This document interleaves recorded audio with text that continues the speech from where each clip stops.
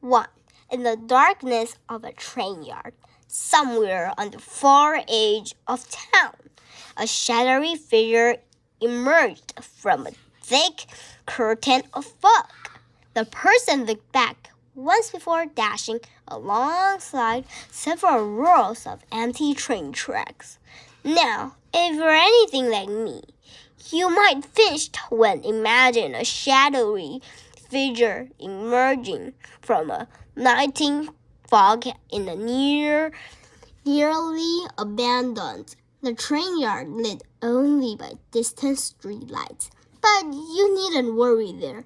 It was merely a skinny boy named Carter Locke.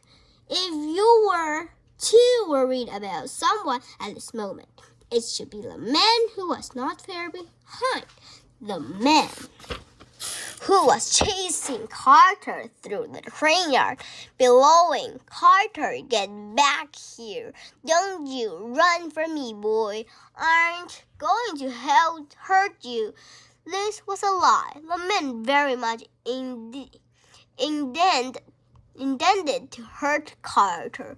Thankful, Carter knew it, so he plumped his legs and clutched his satchel and straightened through the murk to see which line of the car was chungling down the tracks and out of the yard, and wailed for a horn blasted Carter's eardrums, and he stumbled across a rail. Several rows away, there came a familiar metal clacking. A rusty but colorful chain of cars clacked by, catching speed and whistled away the mist. Carter could see clearly now. He jumped over the tracks and raced to keep up with the moving train. From down the yard, the car kept coming and coming and coming. Red, blue, green, yellow, purple, redder. Black, orange, redder still. The colorful train reminded Carter for the first magic trick he'd ever seen. A gentle hand coming close to his face, putting a red silk handkerchief from his ear, which was tied to a yellow one, which was tied to a blue one, which was tied to a green one, and so on, and so on, and on and on. It was one of the few mysterious Carter had of his own father. Instinctively, Carter touched his satchel as if to make sure the small wooden box was still inside. Carter ran alongside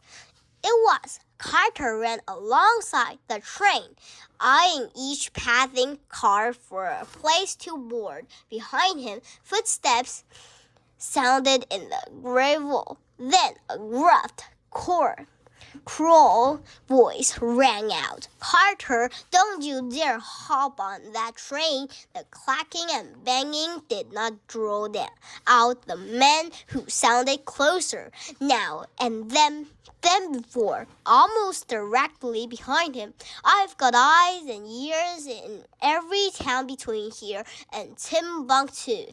You'll never escape. Hear me? Never." Carter tried not to think about what would happen if the man caught him. Instead, he focused on the locomotive light glinted off the heavy wheels below as they rolled up on the tracks. The problem with trains is that they are made of metal, and each car weighs a literal ton, if not more. Once they're moving, they move quickly. If Carter got too close, if he tripped, he would all be over. A bright yellow train car was not edging past him.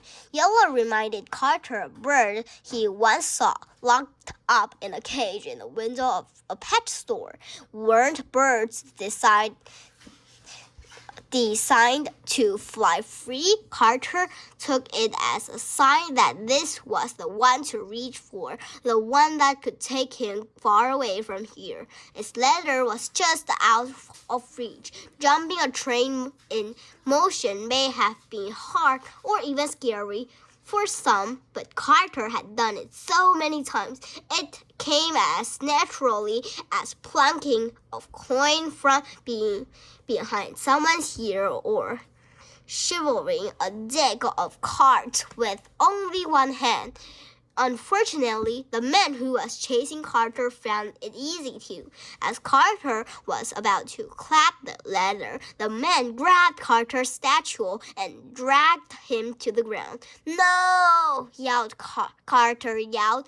They both tumbled across the gravel, rolling beside when wheels of the yellow car that went bum bum bum bum bum bum bum bum bum bum bum over the rickety tracks, echoing the flutter of Carter's panic a heartbeat. He didn't want to imagine what would happen if the train left without him.